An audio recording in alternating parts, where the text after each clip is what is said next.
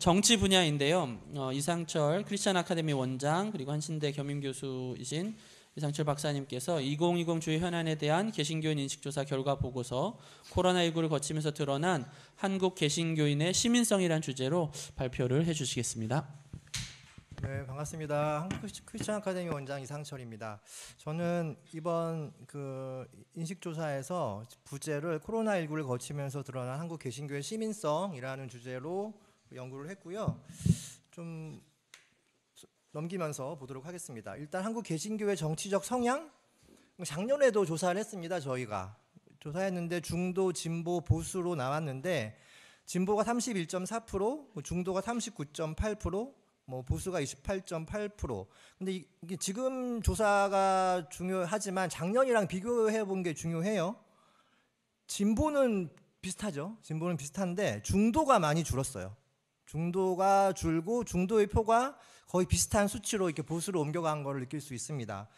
여러 가지 원인을 우리가 추측할 수 있겠는데 코로나로 인한 사회적 불안이 안정을 희구하는 보수 세력들의 마음을 움직일 수도 있었을 것이고, 또 K-방역 과정에서 공동체에 대한 가치 이런 것들을 중요시되면서 공동체의 가치를 중요하게 생각하는 보수의 입김이 좀 있었을 것이고, 또 총선 이후로 총선이 여당의 압승으로 끝난 가운데서 여당 견제 심리가 작동을 해서 보수표가 좀 늘어나지 않았나라는 추측을 해볼 수 있는 건데, 어쨌든 코로나19를 거치면서 중도 성향의 표들이 보수로 많이 갔다는 것이 특이한 성향이었고요.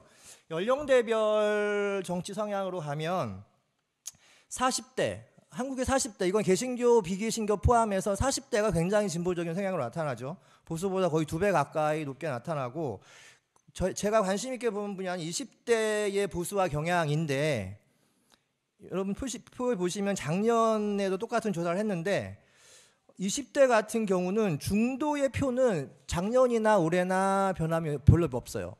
그런데 20대 같은 경우에는 진보의 39.8%가 작년에, 올해는 10% 가까이 빠져서 그 10% 가까이 빠진 수가 이제 보수로 가지 않았나라는 게 추측이 가능하죠. 그러니까 20대 청년 개신교뿐만이 아니라 아마 보통의 청년들이 많이 이러한 퍼센테이지가 되지 않았을까? 코로나 장기화로 인한 경기 침체에 따른 직업이라든지 알바 자리가 없어진다는 것, 또 일단 부동산 정책이 정부에서 실행됐지만 여전히 내 집 마련이 요원하다는 것, 특별히 조국 추미애 장관, 그것이 사실이든 거짓이든 간에 어쨌든 지금 불거지고 있는 조국과 추미애 현상이 엄마 찬스, 부모 찬스, 또 공정성에 대한 요즘 청년들의 주된 화제이기도 하죠. 이 공정성에 대한 문제들이 부각이 되면서 20대 청년들이 보수화 경향이 짙어지고 있다는 것이 이 여론조사에서 드러났습니다. 다음은 이제 본격적으로 강론으로 들어가서 한국 개신교의 시민성 엿보기라는 제목인데, 특별히 공동체와 개인의 문제에 있어서 한국의 개신교도들은 개인의 이익보다는 공동체의 이익을, 또 개인의 안녕보다는 공동체의 안녕을 추구하고 있다는 것이 여론조사를 통해서 드러났습니다. 특별히 공동체의 안녕과 개인의 안녕에서 코로나19 감염의 두려움의 이유가 뭐냐? 그러니까 나의 건강이 염려된다라는 건 굉장히 되게 미치였고, 대부분 가족의 건강, 공동체의 건강, 나보다 오히려 타인의 건강이 염려된다. 다분히 어떤 공동체와 공동체의 안녕을 추구하는 것이 한국 개신교들의 성향이 아닌가라는 커다란 밑그림 속에서 그 다음을 넘기면은 개인의 권리와 자유의 문제가 있습니다. 공동체를 되게 중요시하니까 이렇게 물어봤어요. 마스크 미착용 처벌에 대한 의견.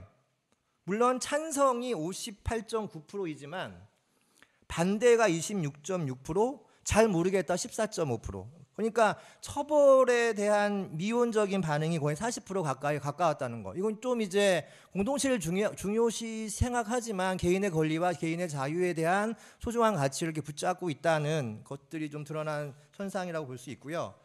제가 가장 이제 우려스럽고, 이렇게 저는 윤리학을 전공한 사람인데 한국 개신교의 윤리의식을 평가할 때 이 부분이 저는 가장 안타까웠던 부분인 것 같아요. 한국 개신교의 시민성 엿보기, 개인윤리와 사회윤리 간의 부조화, 가난 극복의 방법. 이게 설문 여러분, 가난을 극복할 수 있는 방법이 뭐냐였어요. 1위가 근면 성실한 노력, 2위가 자기 개발입니다. 개인 윤리의 차원이죠. 열심히 일해라, 열심히 자기 개발을 해라. 어떤 시스템의 변화와 관계없이 어떤 체제와 시스템과 구조의 문제를 나의 책임과 나의 원인으로 돌리고 있다는 것, 그렇게 공동체를 중요시하면서 공동체 자체에서 벌어지고 있는 문제에 대해서 공동체의 문제, 예를 들어서 조세제도라든지 복지정책이라든지 비정규직 문제라든지 재벌개혁이라든지 이런 것이 다 뒤로 밀리면서 근면 성실한 노력, 자기개발이 이렇게 앞으로 왔다는 것은 뭔가 모르게 부조화가 우리 안에서 일어나고 있는 것이 아닌가라는 생각을 할 수 있었던 것 같고요. 잠깐 좀 읽어보면은 완벽한 대타자, 그러니까 사회, 교회, 국가 뭐 이것은 이상이 없다, 변함이 없다. 문제는 뭐냐? 그것들의 문제가 있음에도 불구하고 나의 문제가 있다는 거죠.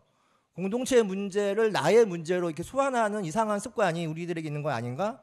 사회 문제를 개인의 윤리로 차원으로 축소시켜서 환원할 수 있는 위험이 있는 대목이라고 할 수 있겠습니다. 아무리 성실하게 노력하고 아무리 자기 개발을 해도 이미 기울어진 운동장임에도 불구하고 성실한 노력과 꾸준한 자기 개발로 역전시킬 수 없는 세상임에도 불구하고 어쩌면 한국 개신교인들이 어떤 도착된 의식에 빠져 있는 건 아닌가. 신앙이라는 이름으로 질서를 받아들이는 것은 금지를 받아들이는 것입니다.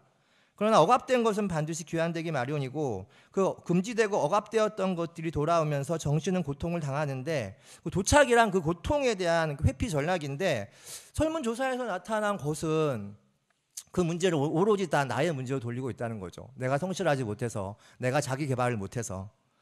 한국 개신교인들은 어쩌면 이 공동체의 문제를 회피하면서 그것을 개인의 문제로 환원시키는 것은 아닐지? 결론적으로 공동체 하지만 그 공동체에 대한 사랑이 잘못된 사랑이 아닐까라는 의심을 하면서 이렇게 마치게 되고, 마지막 PPT 에필로그에 가면 우려되었던 것, 한국 개신교인들에게는 어떤 연유였었는지는 모르겠으나 개인에 대한 성찰에 있어서 지나친 겸손이 지나쳐서 자기 부정의 단계로 나가고 있는 것은 아닌가? 라는 생각도 들었습니다. 이것은 악의 문제와 고통의 문제를 바라볼 때 구조와 체제의 모순을 가리우고 개인 윤리의 차원으로 환원시키는 역할을 할 수도 있다라는 생각이 들면서 조사에 대한 얘기를 마치겠고요. 마지막으로 여러분 우리 자료집 23페이지에 보면은 보론이 있어요. 차별금지법과 한국교회라는 주제인데 제가 보고서에서는 다루지 않았는데 왜냐하면 설문조사를 한 문제밖에 안 해서 이것이 이제 오피셜하게 나갈 수 있는 성질인가를 놓고 저희 연구원들끼리 많이 고민을 하다가 보론의 형식으로 돌리면서 잠깐 차별금지법과 관련된 얘기를 하자면 작년에도 우리 많은 똑같은 비슷한 조사를 했어요. 일단 동성애에 대한 조사에서 동성애가 죄라는 주장에 대해서 개신교인들 39%는 동의하지만 37%는 동의하지 않는다는 것. 개신교인들 굉장히 대다수가 동의한다고 생각하지만 또 많은 부분들이 동의하지 않고 있다는 게 작년에 드러났고요. 요 2번 동성애자에 대한 인식 형성에 영향을 미친 것에 개신교나 비개신교 공이 성경이나 목사님 말씀이 아니라 사회 보편의 인식이었다라는 거예요. 이게 굉장히 유의미한 조사인데 지금 차별금지법 전국에서 보수 개신교들의 목소리들이 큰 이유가 이 사실을 너무나 잘 알고 있기 때문이에요. 성경과 목사님의 말보다 사회 공통 커먼센스가 이 개신교든 비개신교든 차별금지법이라든지 동성애 인식에 영향을 끼치고 있다는 것이 이 수치로 드러났고 아마도 한국 보수 개신교의 조급함이 이러한 데이터를 통해서 나타나고 있는 것이 아닐까 라는 생각이 들었고, 예수님이라면 동성애자를 어떻게 대하셨을까? 여러분 26페이지에 보면 비개신교인들은 63.7%가 동성애를 받아들이고 하나님 자로 인정한다라고 나왔고 개신교보다 훨씬 높은 거죠. 이게 작년에 조사였어요, 동성애에 대한. 근데 올해 이제 차별금지법에 대한 우리가 조사를 한 거는 27페이지에 보면 6번 그림이 있습니다. 개신교 1000명을 대상으로 한 거였는데 찬성이 42.1%, 반대가 38.2%. 이렇게 정식 보고로 못 드리는 것은 이 샘플이 하나밖에 없어서 이것이 딱 이라고 말할 수 있는 근거가 좀 빈약해서 오피셜하게 우리가 PPT에는 담지 못했지만 어쨌든 개신교인 우리가 큰 언론이나 개신교 목사님들이 말하는 것처럼 많은 개신교인들이 차별금지법에 대해서 반대하고 있다라는 부분에 대해서 굉장히 과대대표된 목소리가 아닐까라는 전망을 할 수 있는 부분이었고, 차별금지법에 대해서 국가인권위원회에서 지난 6월에 발표한 게 있었죠. 거의 89점 몇 프로라고 통계가 나왔었는데 그 국가인권의 조사에 반하는 의미에서 한교총에서 지난 8월에 조사를 했었어요. 거의 얼마 전에 몇 주 전에 발표가 나왔죠. 한교총 발표는 8월 14일, 17일 여기 28페이지입니다. 자료지. 2,000명을 대상으로 했는데 찬성 40%, 반대 48% 나왔습니다. 뭐 이 통계에 대해서 뭐 부정하고 싶진 않고요. 존중하지만 여러분 그 설문조사 한교총 홈페이지에 들어가면 문항들이 다 있는데 15개의 문항이 있고 예비 자료들도 있는데 문항 자체가 너무 편파죠. 예를 들어서 찬성에 대한 그 예시들은 제가 글자를 세워봤는데 168자, 반대에 대한 입장은 292자, 거의 2배 가까운 부분에 반대에 대한 포커스가 있었고 그 멘트, 대사 자체가 찬성에 대해서는 굉장히 네거티브하고 반대에 대해서는 굉장히 우호적으로 쓰고 있어서 발표 직전에 이미 답을 정해놓고 발표 그 설문자들에게 답을 골라라라는 인식이 팽배했던 거라 여론조사 전문가들이 이 자료가 과연 신빙성이 있을까라는 문제 제기가 지금 많이 일고 있고요.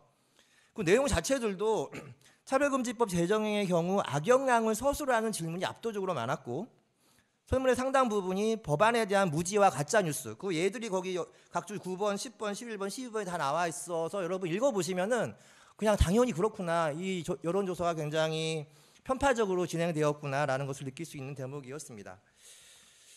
네, 그 뭐 일단 이게 순서 저에게 맡겨진 순서는 지금 다 된 것 같은데 다시 본론으로 돌아와서 한국 개신교의 시민성이라고 했을 때 코로나 전국에서 드러난 한국 개신교의 시민성은 굉장히 무척 공동체에 대한 염려, 공동체에 대한 사랑이 특출한 집단이다. 하지만 그럼에도 불구하고 개인의 자유와 권리에 대한 소중한 가치들에 대한 것을 부여잡고 있다.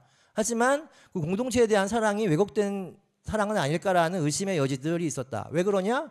공동체의 문제를 개인의 문제로 환원시키고 공동체의 대타자에 대한 막연한 기대 또 나에 대한 굉장한 자기 부정, 자기 비하가 있지 않나? 한국 개신교인들에게 무엇이 문제였을까? 이건 이제 앞으로 우리가 물어나가야 될 숙제라고 생각을 하고 한국 교회 지도자들, 목사님들에게 그 나머지의 몫을 넘깁니다. 이상입니다. 네.